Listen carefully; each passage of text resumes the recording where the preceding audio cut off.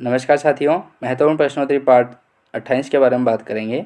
शुरू करते हैं। सबसे पहले प्रश्न आता है, मुक्त रूप से लटकी चुंबकीय सुई का अक्ष भौगोलिक अक्ष के साथ कोण बनाता है, तो ये बनाता है 18 डिग्री का। ठीक है। विद्युत धारा के चुंबकीय प्रभाव को सर्वप्रथम अवलोकित किसने किया था? तो ये किया गया था ओरस्टेड द्वारा। डायनेमो विद्युत मोटर, ट्रांसफार्मर, माइक्रोफोन, लाउडस्पीकर आदि कार्य करता है, तो ये करते हैं विद्युत चुंबकीय प्रेरणा के सिद्धांत पर। डायनेमो परिवर्तित करता है, तो डायनेमो जो होता है वो यांत्रिक ऊर्जा को विद्युत ऊर्जा में परिवर्तित करता है। विद्युत मोटर बदलता है, तो विद्युत मोटर जो है वो विद्युत ऊर्जा को यांत्रिक ऊर्जा में बदलता है। रासायनिक ऊर्जा को विद्युत ऊर्जा में परावर्तित करता है, तो ये करता है बैटरी। ट्रांसफार्मर का क्रोड बना होता है, तो ये बना होता है नर्म लोहे का। ताप का ऐसा ही मात्रक होता है, तो ताप का जो ऐसा ही मात्रक है वो होता है केल्विन।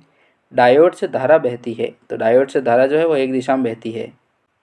ट्रांसफार्मर प्रयुक्त होता है, तो ट्रांसफार्मर जो है वो केवल एसी परिपथ में कार्य करता है। ट्रांसफार्मर का कार्य क्या है? तो यह उच्च एसी वोल्टेज को निम्न एसी वोल्टेज में एवं निम्न एसी वोल्टेज को उच्च एसी वोल्टेज में बदलने का कार्य रहता है ट्रांसफार्मर का। रेक्टिफायर का प्रयोग होता है, तो रेक्टिफायर का जो प्रयोग है वो एसी को डीसी में बदलने का होता है। ठीक है, डायरेक्ट करंट में बदलता है। फ्यूज़ का तार बना होता है, तो फ्यूज़ का जो तार है वो शीशा और टीन का बना होता है। टेलीफोन लाइन में प्रवाहित ऊर्जा होती है, तो टेलीफोन जो लाइन होती है उसमें प्रवाहित ऊर्जा विद्युत ऊर्जा होती है।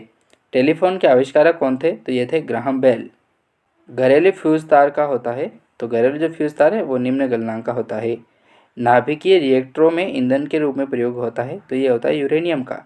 बेकरी में ब्रेड बनाने के लिए यीस्ट का उपयोग किया जाता है, तो ये क्या होता है ब्रेड को मुलायम और लचीला बनाने के लिए। हृदय का पहला प्रतिस्थापना किया गया था, तो ये किया गया था डॉक्टर क्रिश्चियन बर्नार्ड द्वारा। भारत में प्रथम बार हृदय का सफल प्रत्यारोपण करने का श्रेय जाता है, तो ये जाता है डॉक्टर वी वेणुगोपाल को। आधुनिक एंटीसेप्टिक सर्जरी का जनक किसे कहा जाता है? तो ये कहा जाता है जोसेफ लिस्टर को।